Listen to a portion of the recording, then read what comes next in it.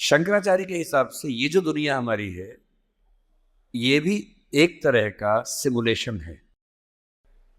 अंतर सिर्फ इतना है कि हम कैरेक्टर हैं और उस वीडियो गेम का रिमोट किसी और के हाथ में है। कोई हमारे साथ खेल रहा है और हमें लगता है कि मैं सीए बन गया, वहां से बटन कैसे चलाया, अब सीए बन गए और आप उछल रहे हैं, ये कर रहे हैं, वो कर रहे हैं। अचानक उससे गलती हुई, यहां मामला खत्म। जैसे वीडियो गेम में आपसे गलती हुई, अंदर वाला खत्म हो जाता है। इतनी फानी किस्म की जिंदगी, इतनी बुलबुले जैसी जिंदगी, उस जिंदगी में इन छोटी छोटी बातों में इतना लीन होकर डूबे रहना, मेरे ख्याल से इससे खराब जिंदगी कोई नहीं हो सकती। और इसलिए जो करना है वो ये है कि जिंदगी में होते हुए अपनी जिंदगी को बेहतर कैसे बनाना है। फाइनेंशियल चीजों से कंप्रोमाइज न करते हुए अपनी बाकी जिंदगी को बेहतर कैसे बनाना है। और जिंदगी बेहतर है यानी इसके 4-5 पैरामीटर्स हैं। सबसे गहरा पैरामीटर ये है कि आपके पास जीने का कोई पर्पस है या नहीं, और है तो कितना बड़ा पर्पस है। कुछ लोगों के पास होता है, मुझे सबको हरा देना है, फर्स्ट आना है, 1 करोड़ कमाना है, ठीक है, पर्पस है, पर ये पर्पस बहुत दूर तक हेल्प नहीं करेगा। इससे बेहतर पर्पस होता है एक समय के बाद कि आप अपनी क्रिएटिव इनसाइट को आगे बढ़ाएं। मैं ऐसे कई सीएस को जानता हूं जो सीए हैं, पर उनको लगा कि मेरी जिंदगी इतनी सीमित नहीं है, मुझे कुछ और करना चाहिए। तो उनमें से एक शेखर कपूर बन गया। उसने मिस्टर इंडिया फिल्म बनाई, बैंडिट क्वीन बनाई, कितना कमाल किया। एलिजाबेथ फिल्म बॉलीवुड में बनाई। वो चार्टर्ड अकाउंटेंट है, पर उसको एक दिन समझ में आ गया कि मेरा सीए वाले काम से ना जिंदगी कमाल की नहीं हो पाएगी। ठीक है, मैं कुछ कुछ कर लूंगा, लेकिन वैसी नहीं हो पाएगी जैसे मैं चाहता हूं। और बहुत सारे सीए हैं। एक सीए को लगा कि मुझे देश को भी सुधारना चाहिए, वो सुरेश प्रभु बन गया, रेल मंत्री बन गया। एक और सीए को लगा कि मुझे एक नई पॉलिटिकल पार्टी में ईमानदारी का संदेश लेके जाना चाहिए, वो राघव चड्ढा बन गया। इतने सारे सीएस हैं। कोई पॉलिटिक्स में आ गया, कोई उद्यम में चला गया। एक सीए बाहर से पढ़ के आया, उसको लगा मुझे तो मीडिया की दुनिया को रेगुलेट करना है, अच्छा बनाना है। उसने एक मैगजीन शुरू की, इंडिया टुडे, और धीरे धीरे वो आज तक का मालिक बन गया। अरुण पुरी, वो भी सीए है। क्यों सीए होके ये मान लेना है कि मेरी जिंदगी इतनी ही है। एक यंग सीए सिद्धांत चतुर्वेदी फिल्मों में इतना सुंदर एक्टर बन के आ गया है। अभी वो गली बॉयज में आया, शानदार एक्टिंग करता है। एक सीए को लगा कि मुझे केवल अकाउंटिंग नहीं करनी है, मुझे तो कुछ बड़ा काम करना, स्टार्टअप करना है, वो मोतीलाल ओसवाल बन गया। इतने बड़े बड़े सीए, कुमार मंगलम बिरला एक सीए है और सीए से पूरा साम्राज्य खड़ा कर दिया। एक सीए को लगा ये सब छोटा है, मुझे देश के लिए काम करना है, देश के लिए मर मिटना है। और आज से 2 महीने पहले उसने देश के लिए अपनी जिंदगी बलिदान कर दी। कर्नल मनप्रीत सिंह, जो कि सीए थे, वो भी चार्टर्ड अकाउंटेंट था। मेरी पहली आपसे गुजारिश ये है कि सीए बनने के बाद अपनी क्रिएटिव इंस्टिंक्ट को मरने मत दीजिए। कुछ क्रिएटिव, कुछ भी हो, वो क्रिएटिव हो सकता है कि आपको पेंटिंग करना पसंद हो, आपको पोएट्री पसंद हो, आपको फिल्म बनाना पसंद हो, फिल्म देखना पसंद हो, कुछ ऐसा। क्योंकि जो क्रिएटिव नहीं है, कई थिंकर्स कहते हैं कि जानवरों के पास जो 5 सेंसेस होती हैं, मतलब सबके पास नहीं, लेकिन जैसे गधे के पास है, गाय के पास है, भैंस के पास है, 5 सेंसेस हैं। हमारे पास 5 सेंसेस हैं। तो वो कौन सी चीज है जो मनुष्य को उनसे अलग करती है? तो वो क्रिएटिव सेंस है। और जिसने अपनी क्रिएटिविटी को ही मार दिया, फिर वो तो एक मशीन है, फिर काहे का इंसान है। इसलिए मेरी पहली गुजारिश आप सबसे ये है कि सीए होते हुए कुछ ऐसा क्रिएटिव शौक पाल लीजिए कि दिन में 1 घंटा मस्ती से गुजार सकें उसमें। वो कुछ भी हो, फिल्म देखने से लेकर कविता लिखने तक, पेंटिंग करने तक, कुछ भी हो। गाना हो, गाना सीखिए, सिंगिंग सीखिए, इस उम्र में सीखिए, तबला बजाना सीखिए, हारमोनियम सीखिए, गिटार सीखिए।